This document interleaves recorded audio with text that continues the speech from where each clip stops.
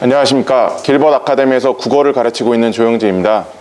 오늘 제가 고1 모의고사 국어 문제 받았는데 제가 3등급 이하 학생들 대상으로 설명 진행하도록 하겠습니다.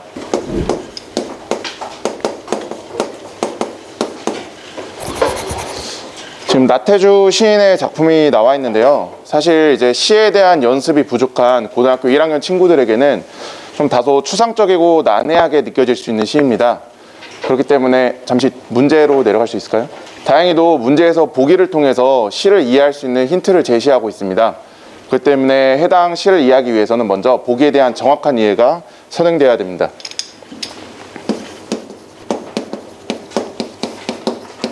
그리고 해당 내용을 바탕으로 자연스럽게 작품에 적용을 해주면 되는데요. 이번에 문제 유형을 봤을 때 표현법이나 다른 특징적인 부분을 물어보진 않고 내용을 정확하게 이해할 수 있는지 없는지 물어보고 있는 문제입니다. 사실 문제를 해결하기 위해서는 두 가지 체크 포인트만 있으면은 문제 해결 자체는 문제 없지만 저는 이제 설명을 할 때 아이들이 좀 더 이해할 수 있도록 어떻게 하면 정확하게 내용을 이해할 수 있는지 내용 이해 방법을 조금 집중해서 설명하도록 하겠습니다. 먼저 말씀드린 대로 보기부터 한번 읽어보고 이해를 진행하도록 하겠습니다. 보기를 살펴보게 되면은 나의 화자는 특정한 소리로 인해 떠올리게 된 장면에서 슬픔과 외로움을 느끼면서도 이를 동시에 견뎌내는 어린 시절의 자신의 모습을 발견하고 상처를 포용하게 된다라고 설명이 진행되고 있습니다. 따라서 보기를 첫 번째 문장을 읽어봤을 때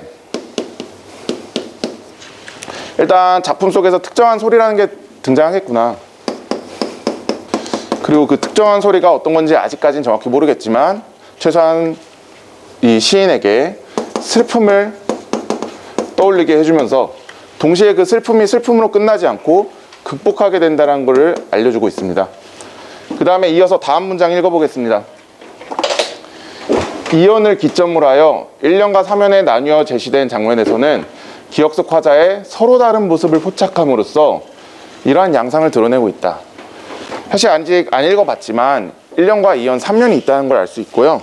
자연스럽게 지문의 내용을 미루어 봤을 때 1년과 3년은 대립적인 구조를 가지고 있고 먼저 1년에서는 슬픔, 아픔을 얘기하고 있구나. 그리고 3년에서는 그곳이 어떤 방식인지 모르겠지만 치유되면서 포용되고 있구나. 치유의 내용이 이어진다는 걸 우리가 미루어 짐작할 수 있는 보기의 내용이었습니다. 이제 보기의 내용을 바탕으로 작품을 1년부터 하나씩 살펴보도록 하겠습니다. 등 너머로 훔쳐듣는 남의 집 대숫바람 소리 속에는 보기에서 살펴봤듯이 특정한 소리가 설명이 되고 있죠. 밤사이 내려와 들던 초록별들의 퍼렇게 멍든 날개죽지가 떨어져 있다. 또한 어린 날 뒤울 안에서 매맞고 혼자 숨어 울던 눈물의 찌꺼기가 비칠비칠 아직도 거기 남아 빛나고 있다라고 1년에서 내용이 전개되고 있습니다. 그래서 1년에서 중요한 내용을 잠깐 적고 살펴볼 건데요. 본문에서 1년 특정한 소리는 여기서 대숫바람 소리라는 걸 우리가 알 수 있습니다. 그리고 그 대숫바람 소리와 이어지는 단어가 두 개가 나오고 있는데요. 첫 번째는 이제 멍든 날개죽지라고 해가지고 멍든, 그리고 밑에 이어지는 울던이라는 시어가 등장하고 있습니다. 김호원 선생님, 먹는과 울던이 기본적으로 긍정어일까요, 부정어일까요? 네, 사실 직관적으로도 부정적 느낌이 드러나고 있고 보기를 통해서도 뭔가 아픔을 얘기하는 부정어라는 걸 우리가 알 수 있습니다.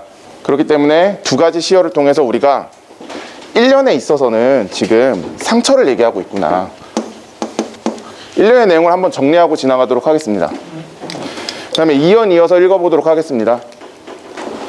심청이네 집 심청이 빌어먹으러 나가고, 사실 아이들이 당황할 수 있는데 여기서 사실 심청전이라는 이야기가 인용되고 있고 사실 작품 해석에서 크게 변화가 있는 부분은 아닙니다.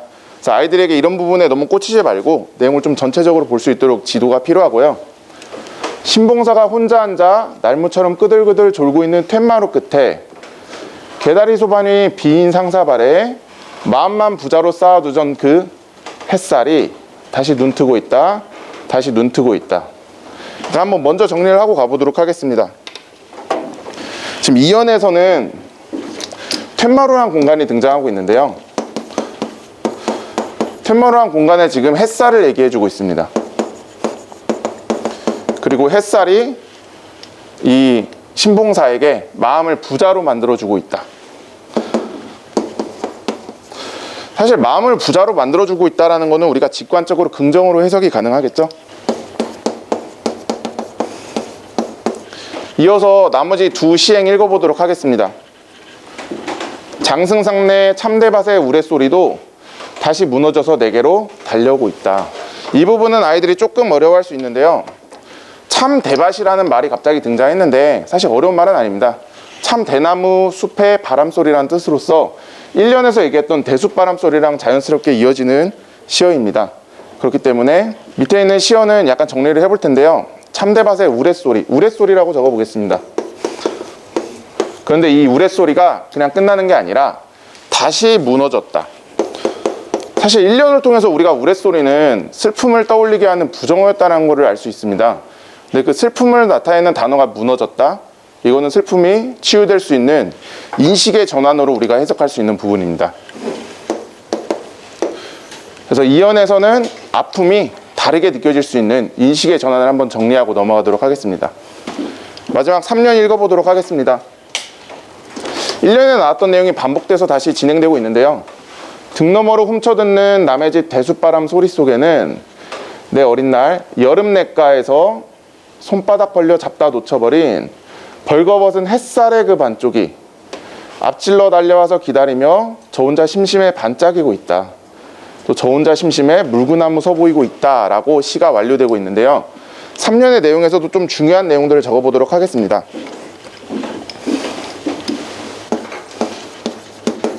(3년에선) 장소적으로 지금 여름 냇가가 등장하고 있죠. 그리고 여름 냇가에서는 이연과 마찬가지로 햇살이라는 단어가 등장하고 있습니다. 살펴봤더니 햇살이 나를 먼저 기다리고 있고 반짝이고 있다. 마찬가지로 김원호 선생님, 햇살이 반짝이는 것은 긍정일까요, 부정일까요?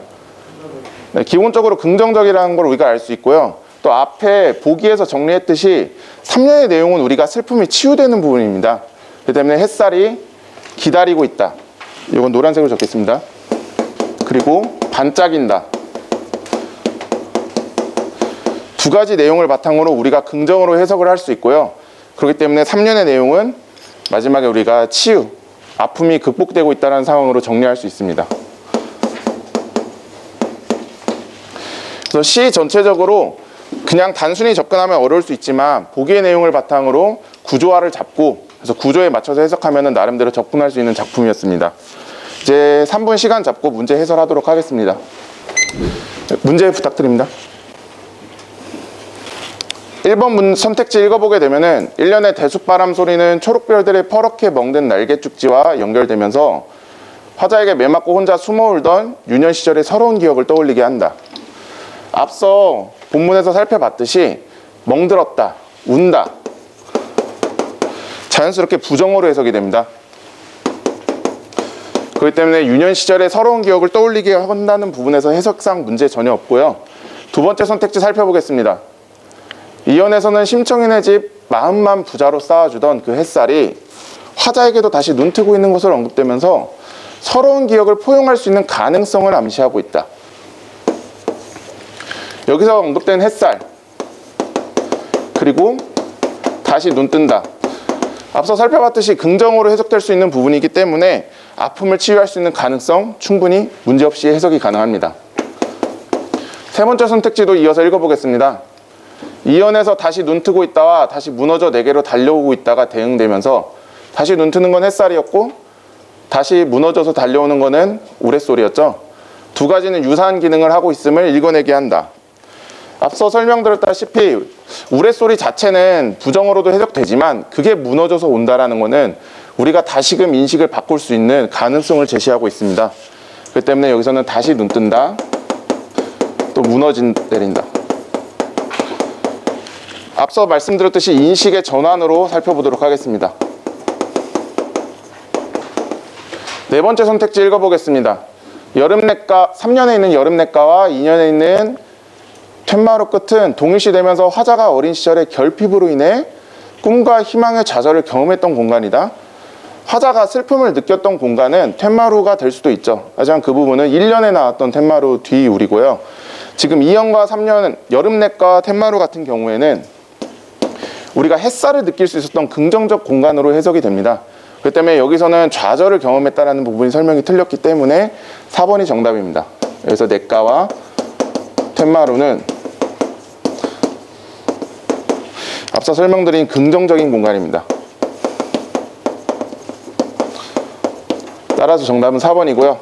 이어서 5번 읽어보겠습니다. 3년의 대숲바람 소리로 떠올리게 된 햇살의 그 반쪽은 기다리며 반짝이고 있는 것으로 제시되면서 또 다른 자신의 모습을 발견하게 해준다.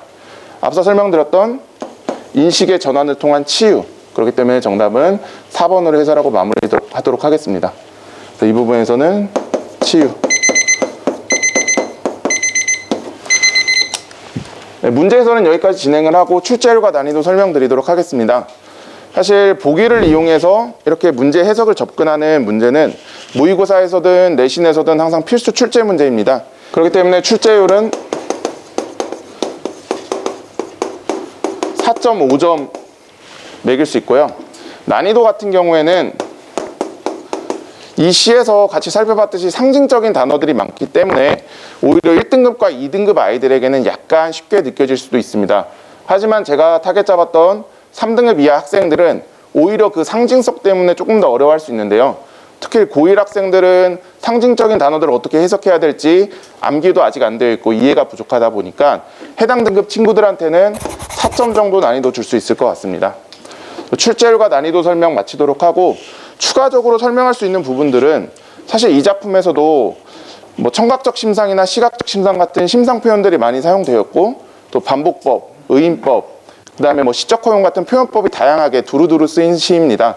그다음에 특히 내신 문제에서는 해당 표현상의 특징을 문제를 물어볼 수 있기 때문에 그런 부분을 조금 꼼꼼하게 설명하고 수업 마무리하도록 하겠습니다. 나태주 시인 같으면 지금 현대시거든. 네, 맞습니다. 그렇잖아. 그렇다면 저 나오는 단어에 대해서도 설명이 필요하다는 뜻이에요. 예, 더 쉬어서 공부하도록 하겠습니다. 자, 수고했습니다. 예.